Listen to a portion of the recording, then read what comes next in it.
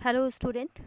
आज हम class 9th chemistry का अगला चैप्टर यानी चैप्टर थर्ड इसके बारे में पढ़ेंगे। चैप्टर का नाम है परमाणु एवं अणु, एटम्स एंड मॉलिक्यूल्स। तो एटम्स एंड मॉलिक्यूल्स को पढ़ने से पहले एक बार हम इस पूरे चैप्टर का ओवरव्यू ले लेते हैं कि इस चैप्टर में हमें क्या क्या पढ़ना है। इस चैप्टर में, इसके पहले चैप्टर में आपने पढ़ा था कि पदार्थ क्या है, और उसके बाद आपने पढ़ा था कि क्या हमारे आसपास के सभी पदार्थ, सभी चीज़ें, जितने भी पदार्थ हैं क्या वो प्योर हैं, ये हमने पढ़ा था। तो उसके अंदर हम लोगों ने पदार्थ के बारे में बहुत अच्छे से पढ़ लिया था कि पदार्थ क्या है। जितने भी चीज़ें हमारे सराउंडिंग में हैं वो पदार्थ से मिलके बनी हैं। ठीक है, मतलब पूरा ब्रह्मांड, जितनी भी चीज़ें हैं ब्रह्मांड में, वो सभी किस चीज़ से मिलके बनी है? पदार्थ।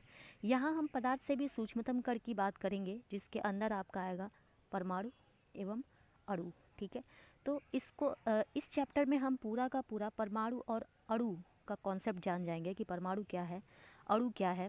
ठीक है, उसके बाद आप लोग यहाँ पे ये भी जानेंगे कि डाल्टन ने परमाणु सिद्धांत दिया था, तो क्या था वो डाल्टन का परमाणु सिद्धांत। फिर आप इसमें जानेंगे कि रासायनिक संयोजन के नियम के अंदर दो नियम आप जानेंगे, द्रव्यमान संरक्षण का नियम, और दूसरा आपका होगा स्थिर अनुपात का नियम।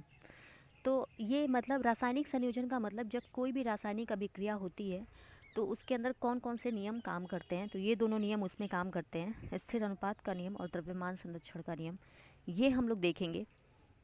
फिर हम देखेंगे कि परमाणु क्या होता है, परमाणु की साइज क्या है। ठीक है, परमाणु कितना बड़ा होता है, कितना छोटा होता है, उसकी त्रिज्या क्या होती है, परमाणु को कैसे नापते हैं, कितनी छोटी हो सकती है परमाणु, ये देखेंगे हम। फिर देखेंगे कि डाल्टन द्वारा कुछ प्रतीक सुझाए गए थे तत्वों को प्रदर्शित करने के लिए। आपको पता है हाइड्रोजन, कार्बन, ऑक्सीजन, सल्फर, आप लोग डेली सुनते होंगे ऑक्सीजन के बारे में, नाइट्रोजन, सल्फर। हम ये क्या है? हवा, वायु के मिश्रण है। वायु में ये मिक्स रहते हैं सारे, और ये सभी क्या है? अलग अलग तत्व हैं। तो इन तत्वों को क्या, किस प्रतीक चिन्ह से दर्शाया गया? फिर बाद में मॉडर्न प्रतीक चिन्ह क्या आया? पहले किस चीज़ से दर्शाया जाता था, डाल्टन ने क्या सुझाया था, फिर मॉडर्न में किस चीज़ से दर्शाया जाता है, ये देखेंगे हम। फिर हम इसमें देखेंगे कि परमाणु द्रव्यमान क्या है। ठीक है, परमाणु के अंदर हम परमाणु द्रव्यमान के बारे में पढ़ेंगे। परमाणु द्रव्यमान के बाद हम इसमें परमाणु द्रव्यमान के बाद हम पढ़ेंगे कि मॉलिक्यूल्स क्या हैं। मॉलिक्यूल्स के बाद हम पढ़ेंगे आयंस क्या हैं। ठीक है, आयंस के बाद हम पढ़ेंगे कि आयंस कितने प्रकार के होते हैं, एक परमाणु, बहुपरमाणु, ये सारी चीज़ें। फिर रासायनिक सूत्र को लिखते कैसे हैं, ये आप इस चैप्टर में जान जाएंगे। फिर हम इसमें अगला और लास्ट और सबसे इम्पॉर्टेंट टॉपिक इसमें पढ़ेंगे मोल कॉन्सेप्ट, मोल संकल्पना के बारे में हम इसमें पढ़ेंगे। मोल संकल्पना के अंदर ही आपका आएगा आणविक द्रव्यमान, सूत्र इकाई, मोल्स, ये सारी चीज़ें मोल संकल्पना के अंदर आएंगी। तो ये हो गया इस पूरे चैप्टर का ओवरव्यू, मतलब हमें ये चीज़ें पढ़नी है। इसके पहले वाले चैप्टर में हम लोगों ने पढ़ लिया था तत्व, यौगिक, मिश्रण, ये सारी चीज़ें आप ध्यान रखिएगा। देखिए, जितना हमने पहले पढ़ा वो सारा आगे वाले चैप्टर से इंटरकनेक्टेड होगा, मिला जुला ही होगा, अलग नहीं है कुछ भी। पहले हमने देखा कि पदार्थ क्या है, फिर हमने देखा कि पदार्थ के हमारे आसपास के सभी पदार्थ शुद्ध हैं या नहीं। तो उसके अंदर हमने देखा कि मिश्रण का, तत्व का, ये सारे का कॉन्सेप्ट हमने देखा कि तत्व क्या है, मिश्रण क्या है, यौगिक क्या है। उसके बाद हम देख रहे हैं कि परमाणु क्या है और अणु क्या है। तो देखिए, इसका इंट्रोडक्टरी क्लास में अगर आप देखेंगे तो देखिए, प्राचीन भारतीय एवं ग्रीक दार्शनिक द्रव्य के अज्ञात एवं अदृश्य रूपों से सदैव चकित होते रहे। पदार्थ की विभाज्यता के मत के बारे में बहुत पहले, लगभग 500 ईसा पूर्व, विचार व्यक्त किया गया था। भारतीय दार्शनिक महर्षि कनाड का नाम आता है। इन्होंने क्या कहा था कि यदि हम द्रव्य को विभाजित करते जाएं तो हमें छोटे छोटे कण प्राप्त हो जाएंगे, तथा अंत में एक सीमा ऐसी आएगी जब उनको पुनः विभाजित नहीं किया जा सकेगा। तो इसी सूक्ष्मतम कण को उन्होंने कहा अविभाज्य कण।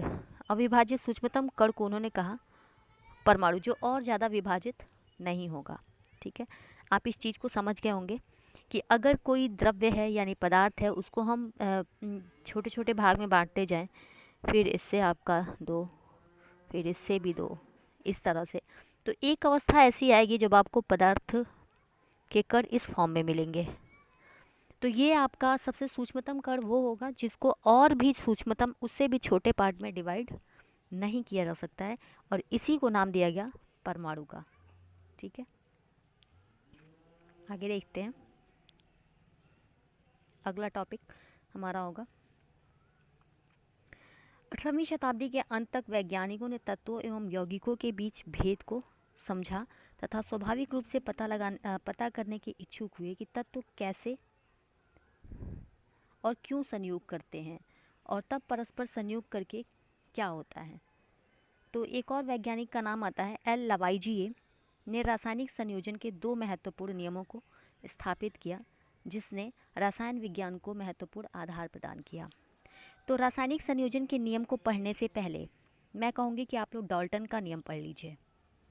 ठीक है, कि डाल्टन ने क्या कहा था। तो ये देखिए, ये है जॉन डाल्टन, और इनका जन्म हुआ था सन 1766 में। इसमें एक चीज़ बहुत ही इम्पॉर्टेंट है कि सन 1808 में इन्होंने अपने परमाणु सिद्धांत को प्रस्तुत किया, जो द्रव्यों के अध्ययन के लिए अति महत्वपूर्ण सिद्धांत साबित हुआ। तो 1808 में इन्होंने परमाणु सिद्धांत को प्रस्तुत किया था जॉन डाल्टन ने, मतलब परमाणु के बारे में अपने कुछ सिद्धांत, अपने कुछ मत व्यक्त किए थे, उसी को कहते हैं डाल्टन का परमाणु सिद्धांत।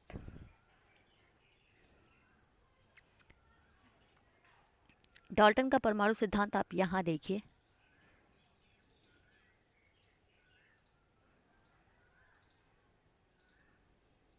डाल्टन के परमाणु सिद्धांत के अनुसार सभी द्रव्य, चाहे तत्व, यौगिक, मिश्रण हो, सूक्ष्म कणों से भी बने होते हैं, जिन्हें हम कहते हैं परमाणु। तो उन्होंने कुछ सिद्धांत दिए जो आपकी बुक में भी दिया है, मैं एक एक करके पढ़ देती हूँ, आपको समझ में आएगा कि सभी द्रव्य परमाणुओं से मिलकर बने होते हैं जो रासायनिक अभिक्रिया में भाग लेते हैं। ऐसा डाल्टन ने कहा था। ठीक है, ज़रूरी नहीं है कि अभी वो सही हो। परमाणु, हम डाल्टन का परमाणु सिद्धांत कह रहे हैं, और डाल्टन ने 1808 ईस्वी में ऐसा कहा था, और अभी परमाणु की खोज बहुत आगे निकल चुकी है, परमाणु के और सूक्ष्मतम कणों को हम जान चुके हैं। ठीक है, ऐसा डाल्टन ने कहा था कि परमाणु का सबसे अविभाज्य कण जो होता है पदार्थ का, वो क्या है, परमाणु है। ठीक है, ऐसा डाल्टन ने कहा था, ज़रूरी नहीं है कि ये सही हो। तो ये जब शुरू में जब कोई भी खोज होती है तो क्या होता है कि कुछ जो पहले आप खोजते हैं, फिर बाद में कुछ और खोजते हैं, तो उससे थोड़ा सा एडवांस होता है, फिर कुछ और खोजते हैं तो वो उससे थोड़ा सा एडवांस होता है, उसमें थोड़ा सा और प्रोग्रेस हुआ रहता है। तो यही हुआ था डाल्टन के साथ। डाल्टन सबसे पहले परमाणु या पदार्थ के सूक्ष्मतम कणों के बारे में बात कर रहे थे, तो उन्होंने उसके बारे में क्या क्या मत दिया था ये जानना बहुत ही ज़रूरी है, क्योंकि उन्होंने बहुत कुछ ऐसा बताया था जो आज भी प्रचलित है, आज भी मान्य है। तो पहला उन्होंने कहा था कि सभी द्रव्य जो हैं वो क्या हैं, परमाणु से मिलकर बनते हैं जो रासायनिक अभिक्रिया में भाग लेते हैं।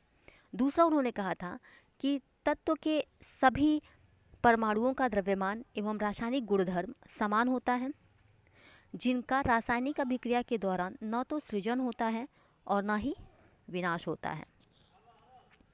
तीसरा उन्होंने कहा था कि दिए गए तत्व के सभी परमाणुओं का द्रव्यमान एवं रासायनिक गुणधर्म समान होते हैं। तो अभी तक आपने 3 देख लिया। पहला क्या देखा कि द्रव्य परमाणुओं से निर्मित होते हैं जो कि रासायनिक अभिक्रिया में भाग लेते हैं, यानी परमाणु जो हैं वो रासायनिक अभिक्रिया में भाग लेते हैं।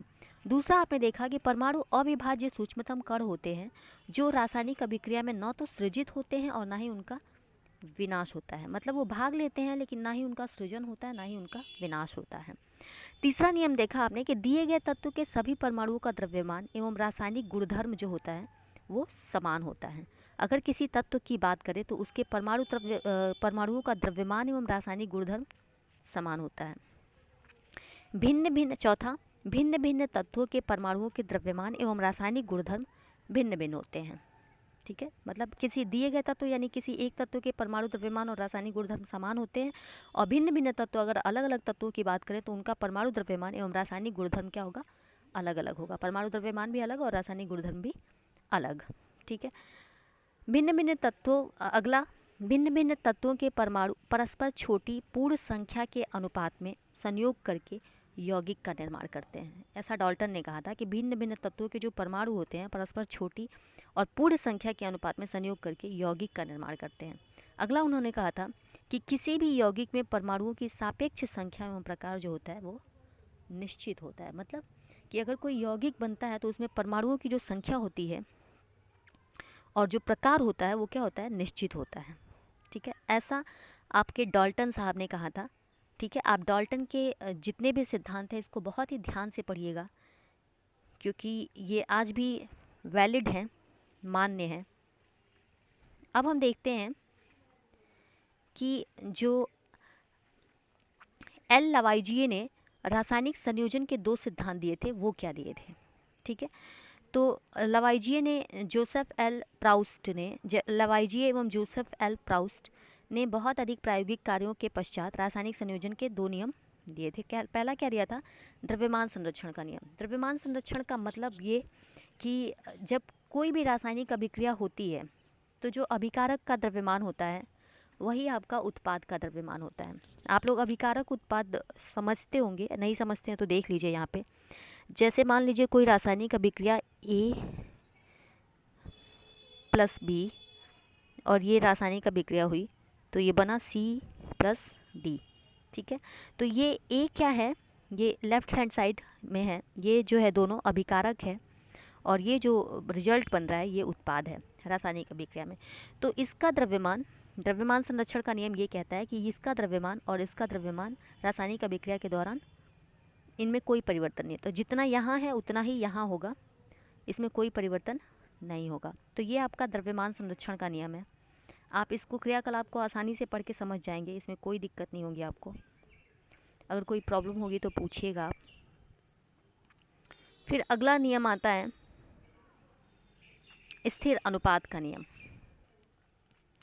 तो देखिए, द्रव्यमान संरक्षण के नियम के अनुसार कोई एक चीज़ और है कि रासायनिक अभिक्रिया में द्रव्यमान का ना तो सृजन और ना ही विनाश होता है। तो द्रव्यमान संरक्षित रहता है, यानी कि द्रव्यमान का ना ही सृजन होता है और ना ही विनाश होता है। जितना रहता है उतना रहता है, ना सृजन होता है, ना और बढ़ता है ना घटता है।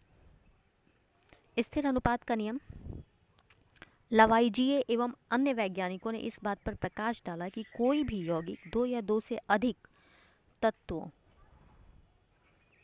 से निर्मित होता है और इस प्रकार प्राप्त यौगिक में इन तत्वों का अनुपात जो होता है वो स्थिर होता है।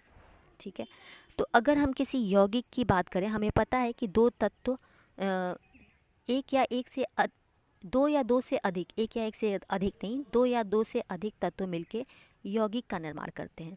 तो जब हम इन यौगिकों की बात करते हैं तो इससे जो यौगिक निर्मित होता है इनमें तत्वों का अनुपात जो होता है वो स्थिर रहता है। यहाँ देखिए, इसे चाहे किसी स्थान से प्राप्त किया गया हो अथवा किसी ने भी बनाया हो। मतलब अगर तो हम देख रहे थे कि अगर हम वाटर की बात करते हैं, जल की बात करते हैं, तो स्थिर अनुपात का नियम उसमें कैसे काम करता है। तो हमने देखा, यहाँ देखिए, इसी प्रकार यदि 9 ग्राम जल का अपघटन करें तो सदैव 1 ग्राम हाइड्रोजन तथा 8 ग्राम ऑक्सीजन प्राप्त होती है। 1 ग्राम हाइड्रोजन तथा 8 ग्राम ऑक्सीजन प्राप्त होती है। देखिए, जल का फार्मूला क्या होता है, H2O। ठीक है, तो अगर ये ऑक्सीजन का द्रव्यमान, हाइड्रोजन का द्रव्यमान होता है, परमाणु द्रव्यमान हाइड्रोजन का होता है 1 और ऑक्सीजन का होता है 16। ठीक है, तो ये किस अनुपात में है, अगर अनुपात ऐसे ही देखा जाए, संख्या के आधार पे अगर इसका अनुपात देखा जाए तो 2:1 के रेशियो में है। हाइड्रोजन की संख्या, हाइड्रोजन परमाणु की संख्या कितनी है, 2 है, और ऑक्सीजन की कितनी है, 1 है। तो 2:1 का रेशियो है। और अगर इसका द्रव्यमान रेशियो देखा जाए तो ये क्या है, ऑक्सीजन का होता है 16 और हाइड्रोजन का होता है 1। तो यानी 2 हाइड्रोजन के साथ 1 ऑक्सीजन बाइंड है, बॉन्ड बना रहा है, 2 हाइड्रोजन के साथ 1 ऑक्सीजन बॉन्ड बना रहा है, तो अगर इसका द्रव्यमान रेशियो देखेंगे तो क्या होगा 1:8। ये आप लोगों को समझ में आ गया होगा, क्योंकि एक के साथ क्या है, 2 के साथ 1 हाइड्रोजन बॉन्ड कर रहा है, तो इसका द्रव्यमान आधा हो जाएगा, ठीक है, 16/2 कर देंगे। तो ये एक के साथ मतलब एक के साथ कितना हाइड्रोजन का अमाउंट होगा, मतलब मात्रा कितनी होगी, ये आपका अगर रेशियो निकालेंगे तो वो होगा 1:8, और ये हमेशा स्थिर रहता है, 1:8 ही रहता है। ऐसे ही आपका एक और उदाहरण दिया है अमोनिया का, तो अमोनिया में भी ऐसे ही होता है। अगर आप उसका द्रव्यमान निकालेंगे नाइट्रोजन का तथा हाइड्रोजन का, तो उसमें जो रेशियो आएगा वो आएगा 14:3, 14:3 का रेशियो आएगा। तो ये आपका है स्थिर अनुपात का नियम। इसे देखिए, यहाँ पे डेफिनेशन दी हुई है, किसी भी यौगिक में तत्व सदैव एक निश्चित द्रव्यमानों के अनुपात में विद्यमान होते हैं। ये था आपका स्थिर अनुपात का नियम। आगे देखते हैं।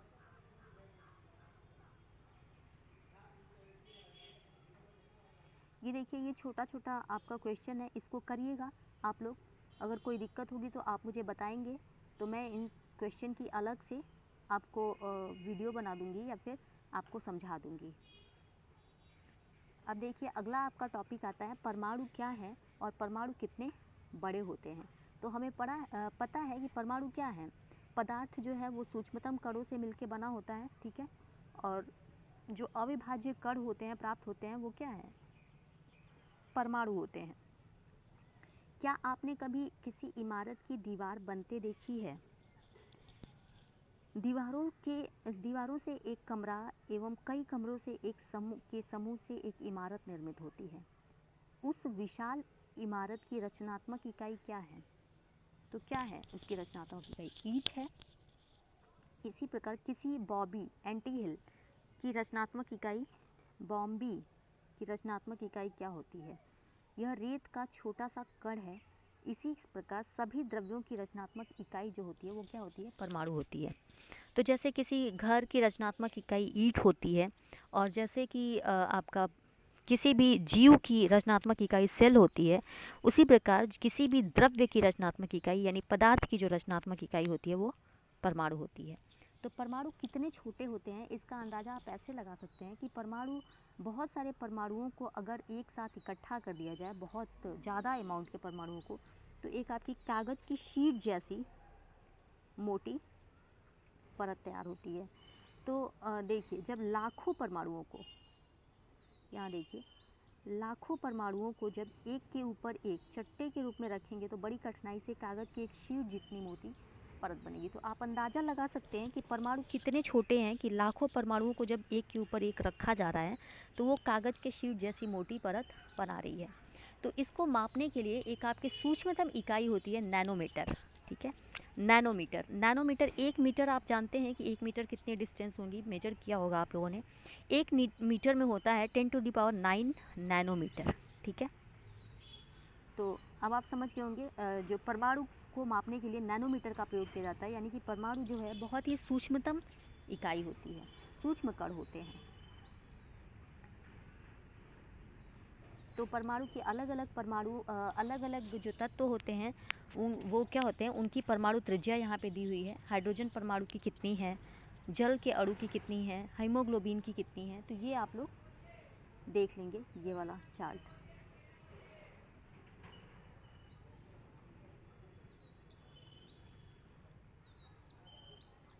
अब देखिए,